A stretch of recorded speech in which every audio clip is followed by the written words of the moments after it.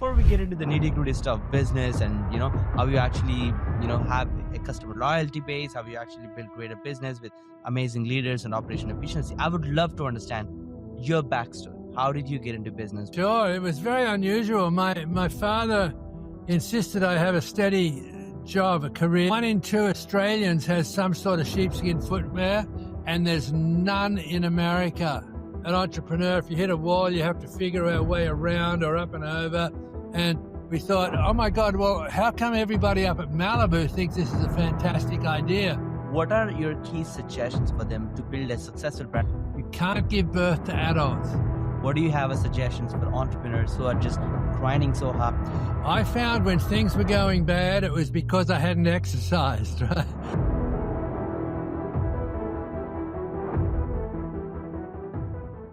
What's going on? What's going on, everybody who's actually listening to this podcast right now? First of all, guys, welcome back to another episode of the Nikhil Sai Show, which is hosted by me, the Nikhil Sai. And guess what's going on today? We're back with another amazing guest. The guest who's actually hopping on today has a very unique story. I mean, I'm so thrilled that we are actually having a visionary entrepreneur who actually founded the UGG Australia brand and a key figure in transforming this into a billion-dollar icon. Beyond building a global brand, this guy has actually inspired countless individuals with his entrepreneurial journey and overcoming challenges and sharing valuable insights on how he actually built a sustainable business model where he have high customer loyalty. And I'm excited to present you with none other than Brian Smith, who actually have founded UGG Australia brand. Hey, Brian. Hey, Nick, how you doing? Hello, everybody. I'm doing great. It's so good to have you, Brian. Excited for this conversation here. So, Brian, before we get into the nitty-gritty stuff, business and how you actually have a customer loyalty base, how you actually build greater business with amazing leaders and operational efficiency, I would love to understand your backstory. How did you get into business? What was your epiphany moment to actually become an entrepreneur yourself? Sure, it was very unusual. My father insisted I have a steady job, a career, so I started out as an accountant, working for an accounting firm and studying at night. It took me 10 years to graduate, and I quit the same day as I graduated because I really hated accounting. But it was a good grounding, and I remember I was in Perth, Western Australia, and I just learned meditating because I bought a book on yoga, and that was literally 45 years ago, so way ahead of the yoga craze,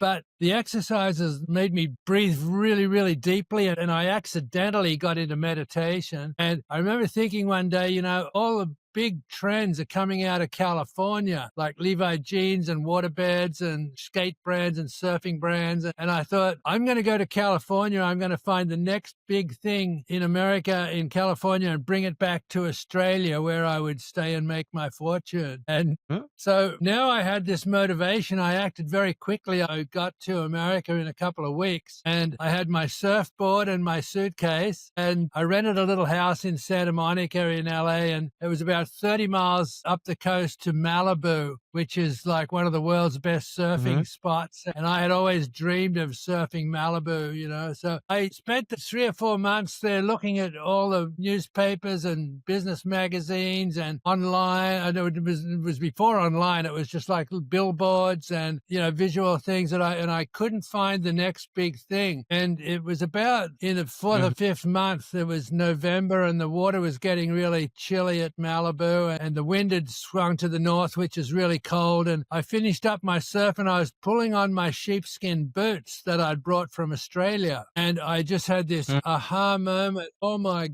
God, 1 in 2 Australians has some sort of sheepskin footwear, and there's none in America. And that was the aha moment that I looked at my buddy who I was surfing with and said, Doug, we got to go into business, man. We're going to be instant millionaires. And every entrepreneur watching this knows that feeling when you have that aha moment and suddenly you're going to be a millionaire. So that was really the beginning of the business. We went back to my house and I called up several manufacturers in Australia, and we finally settled with one, Country Leather in Western Australia, and we sent a couple of $100 down and ordered 6 pairs of samples. And that was really the the conception and the birth of UGG, and, the process was really interesting because here we were on fire. We got these samples and my buddy went on the road and went to every shoe store in Southern California and ended up with about 100 business cards and no orders. He said, they tell us we're crazy trying to sell sheepskin in California. And sort of intellectually, I could see their point. They were wrong because California's climate's identical to Australia, right? And It is. UGG boots were everywhere in Australia. So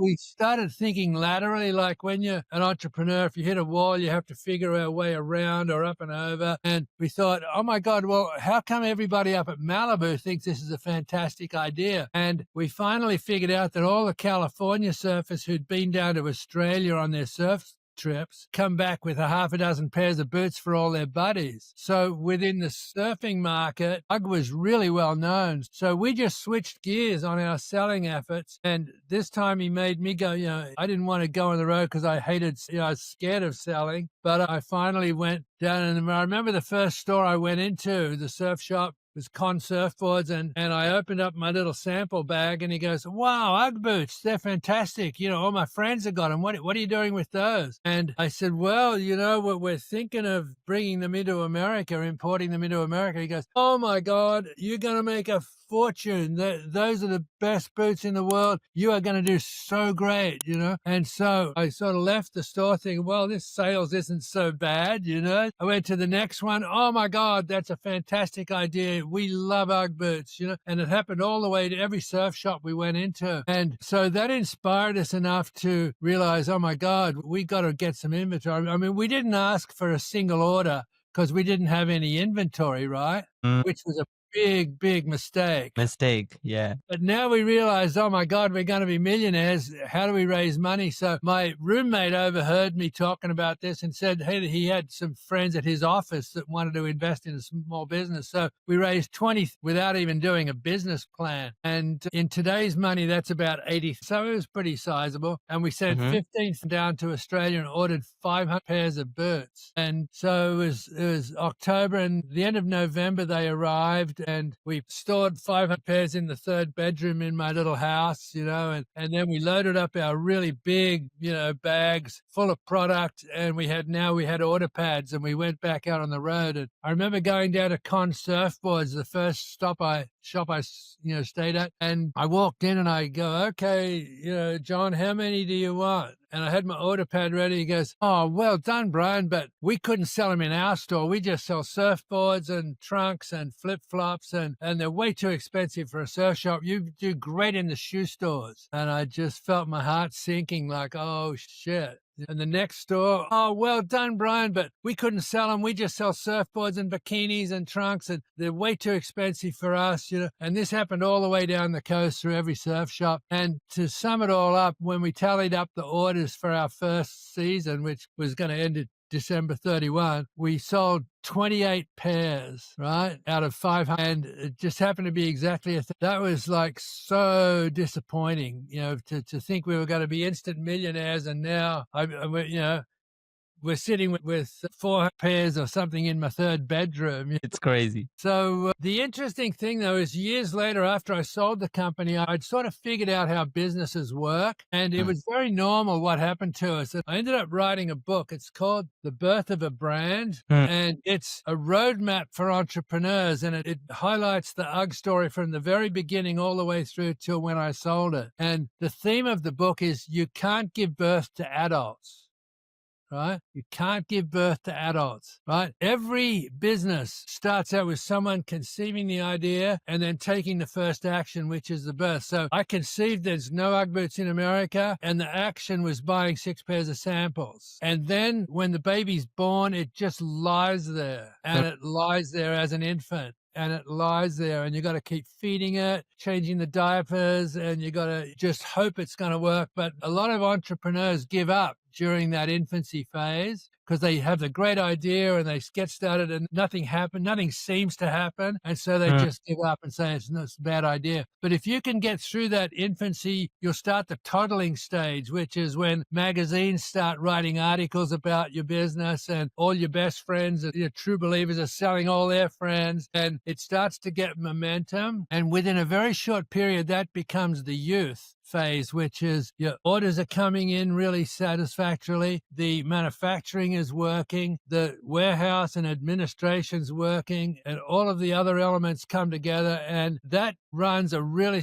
you can run a $20 million business in that youth phase. And that's the best, to me, that's the best phase because it's least problems. But if it gets to be a really great product or a great service, you're going to hit the teenage years. And that's when you remember on a Saturday night, you wanted to be in every party in town, right, as a teenager. It's the same in business. You want to be in every major trade show and you want to be in every mass retailer. And it's really easy to go upside down on cash flow and lose the business. I've seen lots of companies do that by trying to go too fast, too soon. And it never works. But eventually a company gets mature and it becomes a real company. So that's what I learned from that horrible 28 pair beginning. He is crazy, Brian. Appreciate that story. And it is so inspirational to see even that humble beginnings, like that exciting idea with a humble beginning with a disappointing partial end can also end really well when you have the grit. Now, for entrepreneurs who are in that initial stage of their brand building and they kind of see some light in the end of the tunnel, but they don't see the pathway, what are your key suggestions for them to build a successful brand in 2012? Because I'm assuming it was not as noisy as it is today when you got started. As you see the market shifts and the competition kicks in, how do you actually go about brand building right now in 2012? Yeah, it's changed very much. I started in that was 16 years before the internet, right? So everything was done with photographs and manual paper and magazines and personal visits. And the world's changed so much now with the internet. And the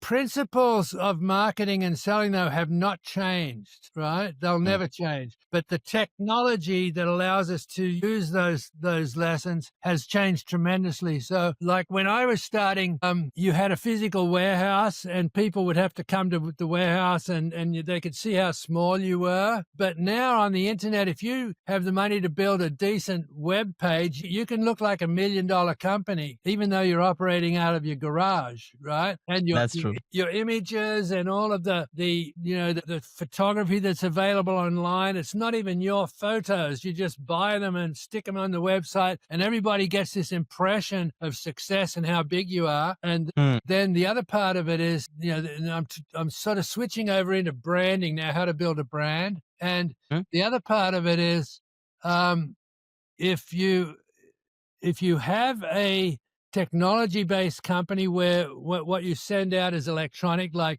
software or apps or stuff like that, you can go very, very fast nowadays. Yeah. Which didn't happen back when I was running it. The downside of that is that everybody is doing it. And That is so true. your marketplace is 100 times more crowded than the marketplace that I went into. So you have to be able to figure out, how can I distinguish myself from everybody else? And when it comes to branding, here's the critical thing. Your brand is not your logo, right? Okay. Your brand is not your trademark registration, right? Okay. Your brand is not the product that you sell, right? Your brand is a combination of what do the consumers think of you, right? So it becomes critical when you're starting out a business online that you have impeccable customer service, because one bad experience, you'll lose a customer forever and they'll probably tell other people. One good experience, you'll get a reorder and they'll tell other people about you. So even though it's gone electronic, the need for customer service is even greater than it was when I was building my business, right? Because I had to go into their store, I had to meet them, I had to convince them I was a good guy, I had to convince them the product was good, and there was a whole chain of events. It took months, even years, to develop a really good, loyal customer. And on Mm, the internet now, you have to do it pretty much overnight. And it is possible because I've been mentoring a young girl here in California, and she has this crossbody carry bag, right? And mm-hmm. it's got pouch front and back, and it's a beautiful lamb leather product, and it sells for 160, 180 bucks, the high end. And Mm-hmm. I remember when I first started working with her, it was in her garage, and every bag that went out, she had a handwritten note, and she had beautiful paper, and it was packaged like $1 million. And Oh wow. and 1 week after she shipped it, she made a phone call to see if the customer was happy with it. And then another week later, she made another phone call and asked if she was happy with it. And did she have a friend who might want a bag, right? Mm, And so this has developed now over, it's taken about 8 years, which is a very normal growth rate for a product business. We just did over 6 million in sales this last year, 2023. But wow. we had many ups and downs in the meantime, which is again normal for every business. We had problems with financing the production, problems with warehouse and shipping, problems with how to market. Should it be on Amazon or Facebook or Instagram? Like all these different things. And by being in the market and always thinking of the customer first, she was able to build that growth. And 6 will probably be 12 next year and probably 20 the next year, right? So, but it's that first 4 or 5 years of just persevering through the hardship, because you'll never have enough money, right? And you've got to figure out how to get your margins to a point where you can afford to stay in business. All these things come. So that's my best answer to your question about I love that. how do I get going. It's number one, perseverance, and number two, just being smart enough to keep going. I love that answer so much, Brian. I'm kind I of have a I have curious. a I have a beautiful Uh-huh. quote that in my book. I think I showed my book already, right? But Yep. it's The full birth of of the brand. philosophy and spirituality about Hmm. life in general, because business is just a small part of your whole life, right? So Hmm. my book's about living a great life as an Holistic entrepreneur. life. Yeah, I love that. yeah. I love that. Favorite quote is that, for entrepreneurs starting out, it's like the quickest way for a tadpole to become a frog is live every day happily as a tadpole, right? And it So sounds really simple. trite, but it's the most true piece of philosophy that I've ever heard. If you just keep every day trying to get better and better and better, and one day you're going to look around and go, shit, I'm a frog, you know? And you can't see it happening on a daily basis, but it's the result of having one focus and sticking with it for long enough to do it. I love that, Brian. I'm kind of curious, how much did the philosophy and the health aspects of entrepreneurship played a key role in your success? And what do you have as suggestions for entrepreneurs who are just grinding so hard that they don't care so much about their health or the quality time Yeah. with their family and stuff like that? Yep. I found when things were going bad, it was because I hadn't exercised. So I Oh, wow. in the hardest parts of the business, number one, I learned meditation very early, like in my early 20s, right? Mm-hmm. So I already had a base to fall back on when things got really tough. I would just get aside and meditate. But when it got really tough, I started the business in San Diego, and there's like one hill in San Diego, right? It's about 800 feet high. And I had a bike, and I would ride up that hill nonstop. And every time I'd get to the top, I'd be so physically exhausted that all of the pressures from the business just didn't matter anymore. And I would find myself breathing really deeply and just saying, thank you, God, for this opportunity. Thank you for I got a beautiful house to go home to and sleep tonight. I got a wife and children. I'm really so grateful and thankful. And by the time I cruised back to my house, it would be like I'm a brand new person. So physical physical exercise is critical when you get into that really bad can't sleep stage. And I spent years where I couldn't sleep. I'd have all these problems going off in the during the daytime, and at night they'd be going over and over and over in my head like a loop, and I knew I got to remember to do that in the morning, and I got to and it would just get so overwhelming I couldn't sleep.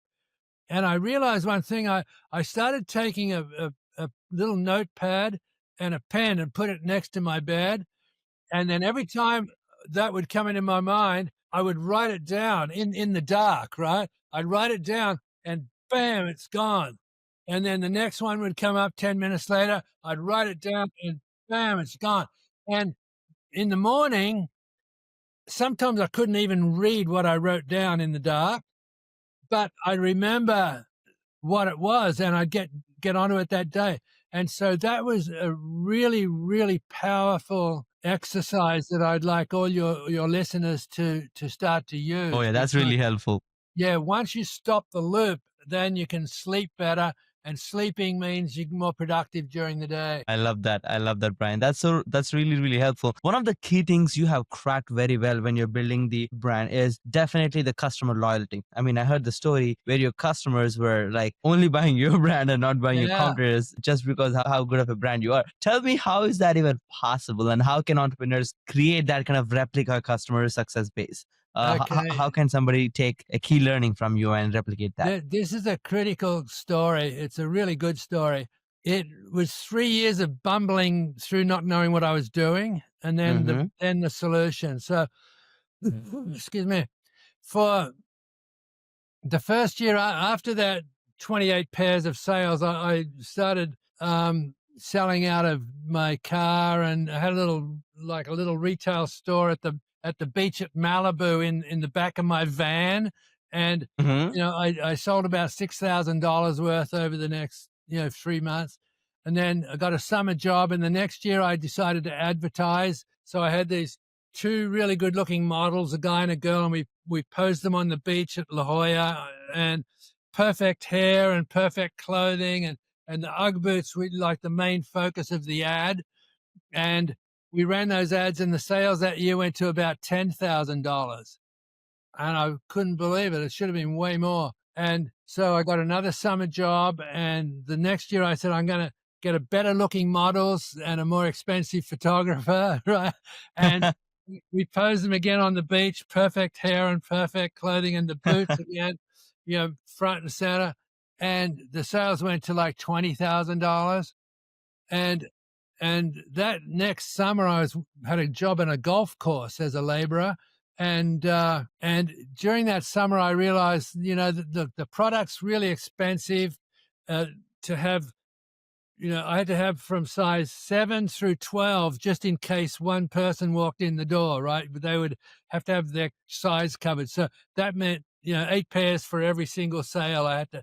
Then there was, the cost, and the Americans didn't understand sheepskin. Like Australians know that you cannot rip a sheepskin, and you can wear it when it's wet and it still insulates, and you can wash them. And Americans thought, oh, it's too hot, it's too prickly. We have Mm. mud and slush that'll never work, and so there was that disconnect. And so I decided, okay, I'm just going to give up. I'm going to sell the rest of the inventory. And then weird thing happened. It was October, which is at the end of summer, and the first storm hit the coast in California. And I got Mm-hmm. home from the golf course that afternoon, totally saturated from the rain. And there were about 20 messages on my answering machine. And they were going, it was from all my surf shop retailers. And they're going, Brian, the store's been full of people wanting UGG boots today. We've run out. Can we get more, And like I started to think, God, I can't even go out of business properly, right? And so I called up Australia and I ordered a whole bunch more boots and delivered everything.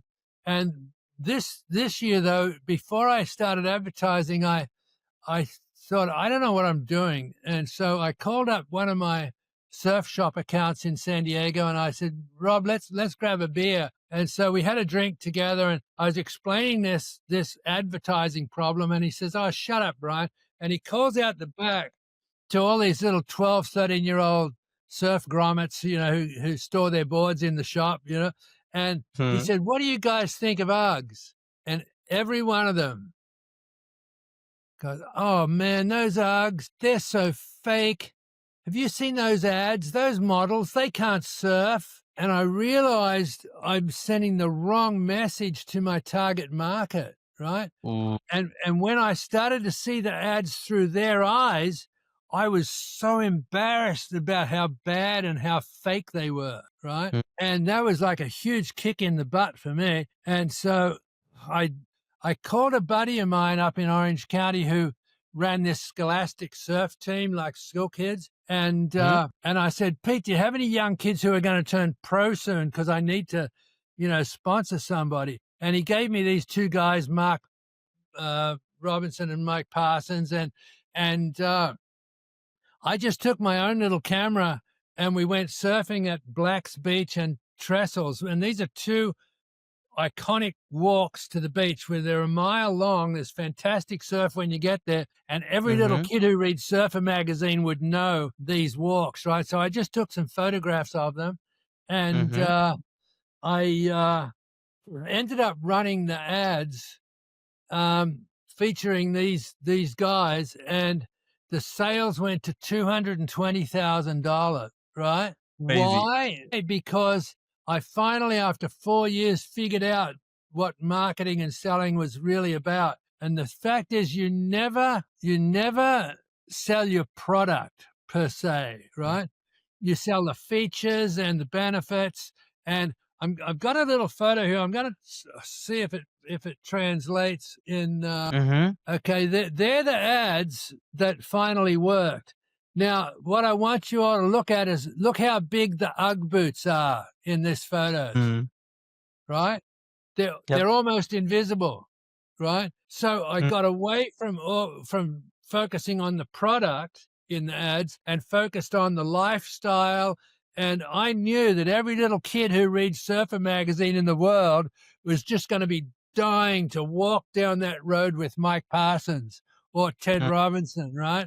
And so I finally, it was 5 years, and I finally figured out what advertising and marketing is all about. Wow, that's a really, really beautiful story. I would love to kind of brush up on how did you go from this, hey, I'm yet to figure out my marketing and sales. Oh, now I finally know it's kind of working. I kind of do multiple six figures in sales, actually being able to sell the brand and get it to the billions, which is truly an entrepreneur dream to get any brand to that scale. I would love to understand how did you do that and how was the process? Yeah, okay. It was a process. And I'm going to start the answer by saying, you cannot start out to build $1 billion brand, right? Interesting. Because it needs two things. Number one, it needs a fabulous breakthrough product or service, right?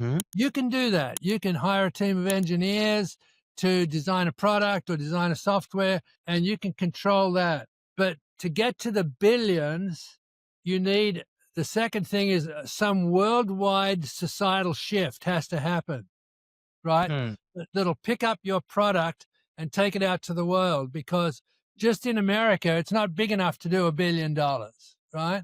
But the world is big enough to do $1 billion.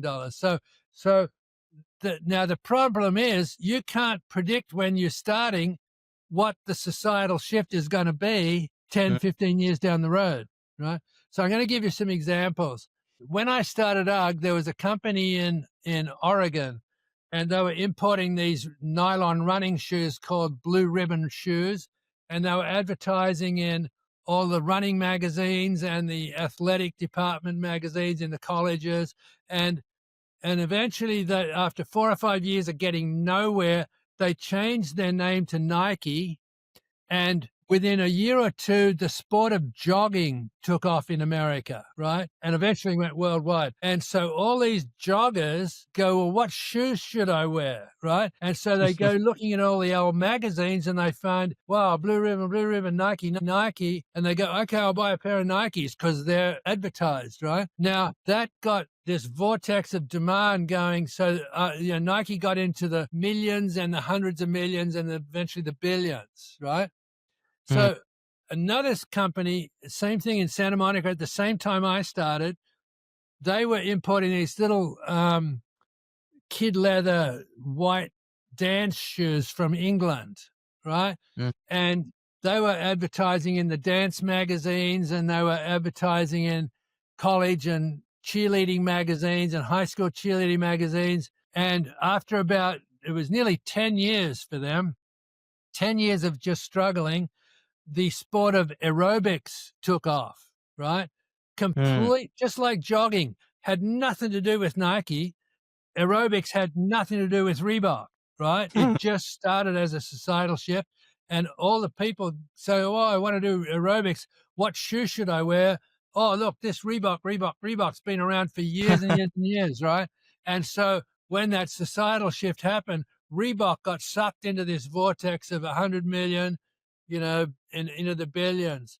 And here's the interesting thing. I recently read a book called Shoe Dog, and that was written by Phil Knight, who was the founder of Nike. And he listed the years of sales, from when he started. And just like my book, I list the sales for every year after I started. And would you believe that the first 5 years sales of UGG was greater than the first 5 years sales of Nike, right? Ooh, wow. So it just goes to prove that the only way to become a frog is to live every day like a tadpole, right? Nike did it, Reebok did it. Every other company that you can think of goes through that same evolution. So the other part of the answer to your question is, how do you get to be $1 billion, right? Is I figured out that marketing thing. And really, when I figured out that surfing angle, the branding was so powerful that every kid at school was saying, all the cool kids at school have got a pair of UGG boots. I want a pair of UGG boots for Christmas, right? Now, the kids couldn't afford them, but the moms for Christmas would find the money. And so I had to go, well, okay, that's surfing, but how about snowboarding and skiing? So I started advertising in the magazines for the youth snowboarders, and that started the same sort of passion. And then eventually years later, I couldn't figure out what they do back east, but I found out they all play ice hockey, right? And so just like in India, you don't really know how big a market ice hockey is. Well, in Australia, I had no idea, right? But it's a huge industry, and it's bigger than snowboarding and surfing, right? And so I finally plugged into the youth hockey programs and built it. And the peer pressure to have a pair of Uggs was so powerful that it sort of self-regulated the competitors, because if a kid showed up and he was wearing a knockoff brand, he would be so humiliated at school that he wouldn't wear the boots ever again, right? And all the moms would be going back to the shop saying, hey, I want the real Uggs, and they were, well, sorry, you can't, you have to buy them, And so UGG became a very iconic brand, but it was only because of the marketing and the customer service and the follow-up and building a really good retail network and again, this is before the internet. So I had to have physical stores where people could go and buy. And I was able to cover the whole of America in retail, just outlets through retail stores. Isn't that crazy? Wow, that's one of his story, Brian. Really appreciate you. I think what you're giving away are like truly timeless principles. And these are like evergreen timeless principles. And I love the fact that you're sharing very authentic stories here. Glad you're actually here. I'm excited to learn more about, walk us through the toughest time of building the brand, the UGG, and how did you actually get out of the situation? And what was your primary motivation, or how did you get that into to keep you going overall? Yeah. The hardest part was that even though I was an accountant, I had no idea about finance, right? It's a totally different animal. And as an accountant, I'd say, okay, we just did $1 million in sales and I'm broke. So what's the secret? What's the answer? And I would think, oh, okay, we'll do 2 million next year and then we'll have lots of money. But when you do 2 million, you have even less money because you've had to build more warehouse, more staff, more, all the overheads go up. And so I would be even more broke at 2 million than 1 million. And I kept trying to perpetuate this. And because of that, I wasn't very profitable. And so I couldn't find any good finance solutions, and I didn't even know about finance anyway. So I would have to bring in new investors who were just like, didn't even know the industry. And that was a very difficult period for me. And it lasted nearly 10 years because I was doubling like every year, and the doubling was causing bigger and bigger problems because I had no money. And Oh, wow. so there was one period where I had these 3 new guys who were going to invest in the company, and they were up in Anaheim, and they were in the distribution business. We did a deal where we were all going to be 25% each in the company ownership, and we signed the documents, but there was one little proviso that I didn't get my stock certificate issued until I finished up the trademark lawsuit I had going on with another company, but I knew I would win that, so I signed the documents. And like one of the first days I was out on the road now, they were going to run all of the operational side. I was just going to be a salesman right on the outside because I was really good at sales by now. And the very first store I went into, the guy said, "Hey, I heard you sold the company, Brian." And I went, "What?" And he said, "Yeah, I called an order in this morning and they said you don't own the company." And I said, "You're kidding me. They said that?" And I got out of that store and I went next door because the gas stations have phones, right, back then. And I called up to Anaheim. I go, "What the hell are you telling people?" He said, "What do you mean?" I said, "You're telling them I don't own the company." He says, "Well, you don't because you don't get your stock issued." And I just went, "Yes, I do. You're my 3 new partners. We're all 25%. Well, and I hung up the phone. I drove back to San Diego and I pulled the contract out and I just went, "Oh, shit, I don't own the company." Right. And I just went into this huge depression for 3 or 4 days.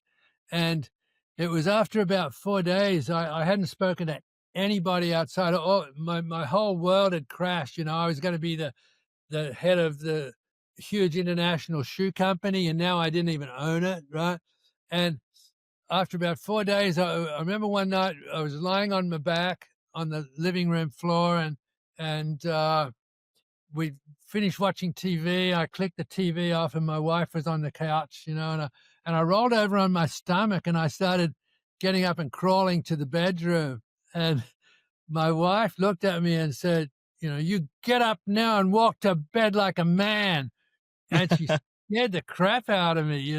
And as I was coming up off the floor, it was like coming out of a fog. And I thought, "Oh my God, there's so much more to life than this crappy little sheepskin company."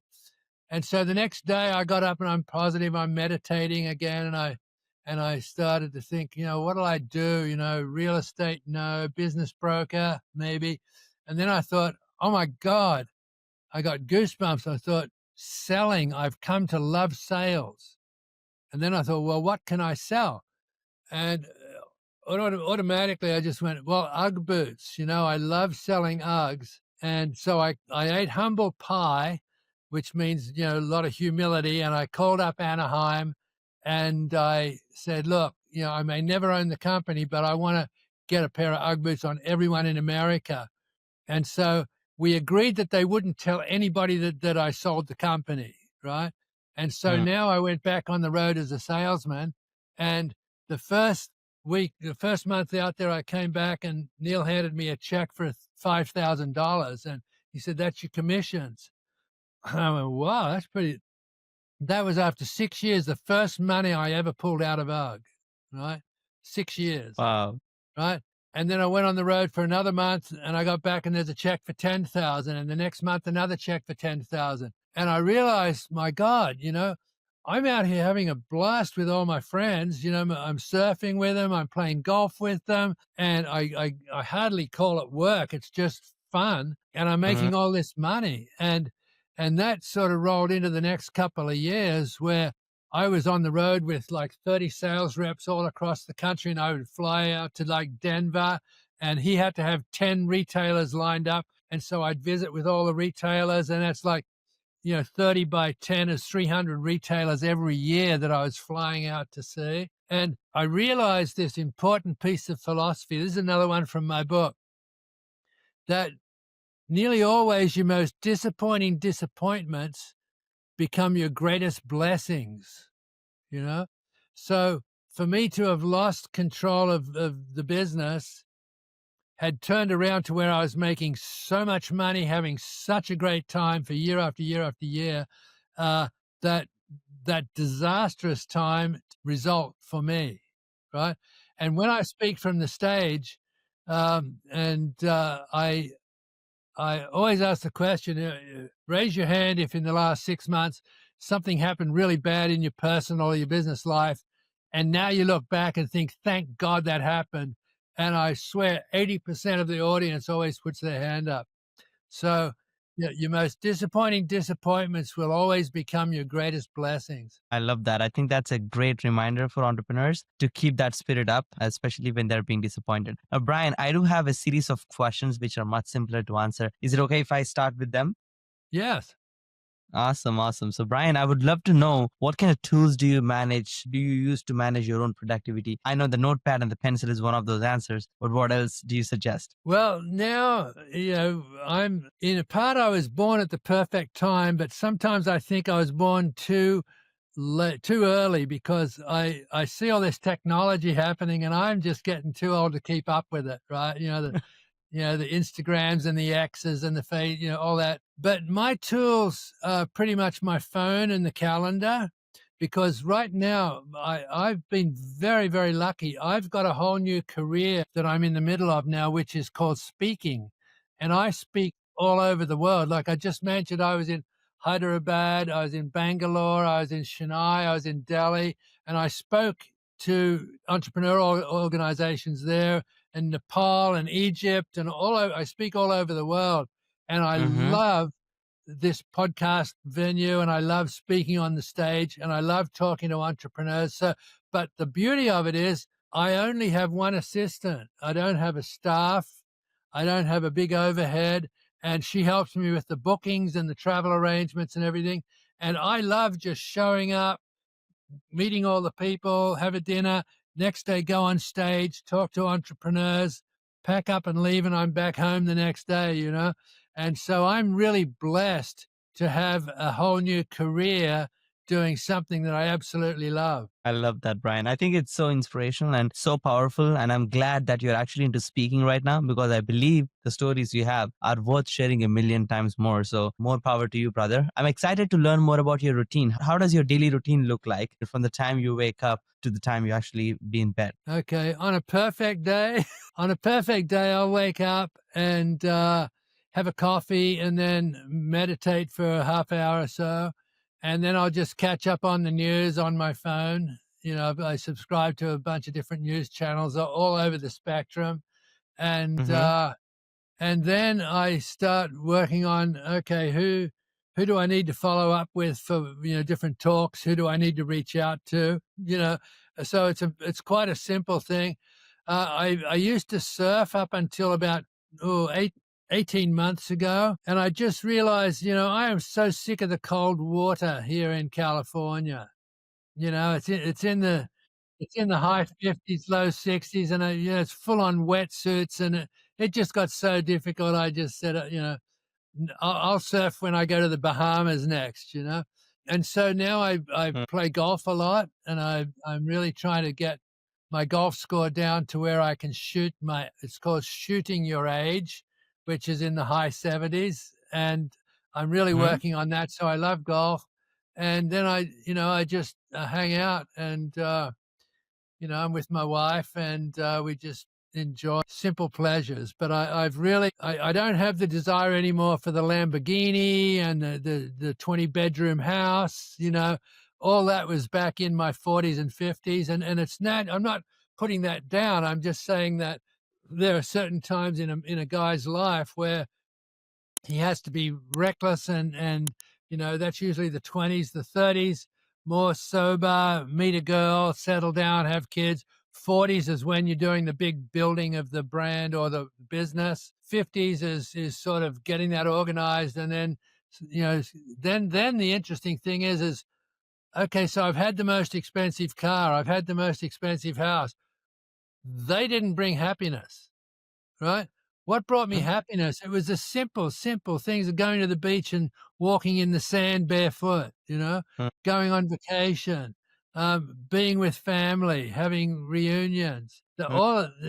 it has nothing to do with all the material shit that we get driven by in those 30s and 40s and 50s. Love that. I think that's a really powerful reminder for most people, or at least having only materialistic goal. I think materialistic goals are good and okay as long as they keep you in track and make you never lose sanity. I would love to know if you could go back, Brian, and talk to 20-year-old yourself, the one who's just excited in Australia, like, oh, you have this big vision. What would be the one suggestion you would give yourself? Well, it would have been to believe in myself more. Like I was so influenced by my father that, oh, you no hoper, you'll never be any good. Every time I tried to suggest something outside of safe and normal, Mm-hmm. I would be met with some criticism, and I just wished I had believed in myself earlier, because I spent 10 years as an accountant, and to me that was a waste of time. Even though I enjoy knowing the knowledge of accounting, it was not anything that was moving me towards my goal. And I'm so confident that there's some part of God in every one of us that has some mission that it wants us to do in this lifetime. And I've mentioned goosebumps a few times. That's when my spirit's telling me, yeah, I'm on the right track. I get goosebumps about stuff, right? And I challenge all your listeners to, when you get, I know everybody gets goosebumps, right? When you get them next time, just stop and have a think. What did I just see, or what did I just do, or what did I think? And I'll bet you it's something pretty important on your life's mission. And so I just really take notice of my goosebumps now, and I'm guided very much by whenever that happens. I love that. If you could look back at your life's biggest achievements and next bigger goals, how would that look like for you?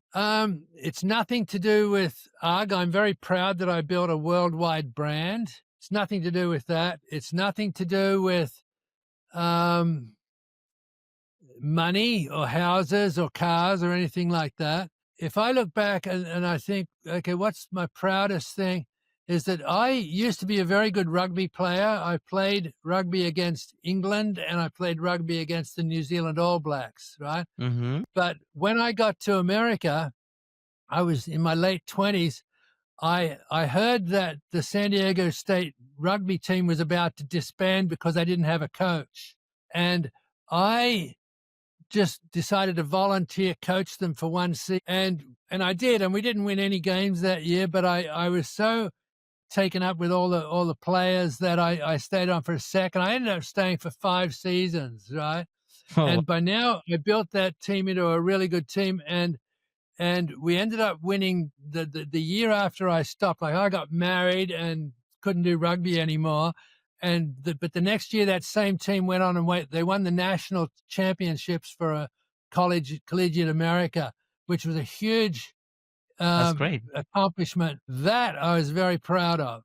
Mm-hmm. Even though I didn't get paid 1 cent, but even more proud was like 15 years long after I sold the UGG company, I was driving down the freeway near my house, and they'd just opened a brand new sports field, and there were like 5 sets of rugby goalposts set up on this field. I went, what the hell's that? And so I got off at the nest exit. I went back to the sporting field, Mm-hmm. and it was all of this youth rugby, all the under 10s, under 12s, under 14, under 16 teams. There were 1,000 kids there. And then I looked on the first field and I saw the coach. Oh my God, I coached him at San Diego State. And the next, I coached him at San Diego State. And it was all their kids who were playing the football, and the guys I coached were now their coaches. And the referee on that field, I used to coach him. And I think, what gives me goosebumps right now is talking about what I'm most proud of. That's the sort of stuff that I will die with, knowing I made a lot of changes in the planet just because of the growth of that. I had nothing to do with that second phase, but that's going to grow now for forever in California. So that's the sort of stuff I'm proud of. Love that. Love that. If you could look back and be like, oh, that's the biggest mistake which you might also fall into, you need to avoid that. What would that look like if you can share one? There was no mistakes. There was things that I did that didn't work out properly. but they always led me to something better because of one thing. I didn't give up, right? I'm going to give you my last piece of philosophy because we're almost out of time here. And I found this in a book of philosophy like 20, 25 years ago. And I typed out this statement. It's 4 sort of mantras, right? And I typed them out and I put it in the front of my daily planner. And every January the 1st, every year I transfer it to the next year's daily planner, right? And it's these 4 statements: feast upon uncertainty, fatten upon disappointment, invigorate in the presence of difficulties, and enthuse over apparent defeat, right? And the last one is the one that answers your question: what's the biggest problem, disaster that ever happened? If I had given up on any one of those things, then I would have been defeated, right? But defeat is not a real thing until the second you give up, right? You're never defeated while you still got another action to take. And because I was so committed to feasting upon uncertainty, that happens every day in our daily lives. Fatten upon disappointment. Well, what can you do?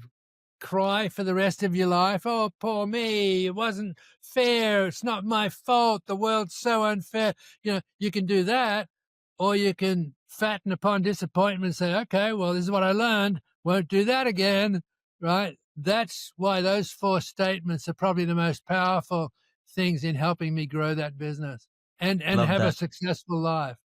That's really helpful, Brian. If anybody is listening to this podcast and they would love to get in touch with you, what is the best place to grab your resources or stay in touch or learn more about your speaking opportunity? Sure. My website is briansmithspeaker.com.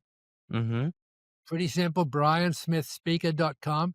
And that's where, you can get a look at my book, which is The Birth of a Brand, or you can buy it on Amazon. And it's like a roadmap for entrepreneurs, and it's timeless. It'll never go out of date, right? I love that. So if any of you listening are part of a company, for instance, that has annual sales retreats or annual meetings, or anytime there's a big gathering of people and you'd like some inspiration and some great stories, I really, really love speaking on stages of entrepreneurs. So please feel free to contact me through there, invite me to come. And if I get another chance to go to India, I would absolutely love it. I've been 3 times already. That's lovely, Brian. I think, you have very amazing stories and a very philosophical view on how to build a business. And this has been really, really helpful. Any last words before we conclude the whole session for today? No, I just wish everybody to be happy every day like a tadpole. Appreciate that, Brian. Thank you so much for jumping on. This was definitely transformational to have you on. And the stories you shared will definitely shake more hearts and give more belief to entrepreneurs to build better businesses. Appreciate your time today. Thank you so much. I hope you guys enjoyed the podcast session. I'll be back with another amazing guest, just like Brian. It's amazing to be here, and keep it up. You're doing a great job. Appreciate that, Brian. Thank you so much for your time. I'll see you again. Have a good one. Bye-bye. Thank you.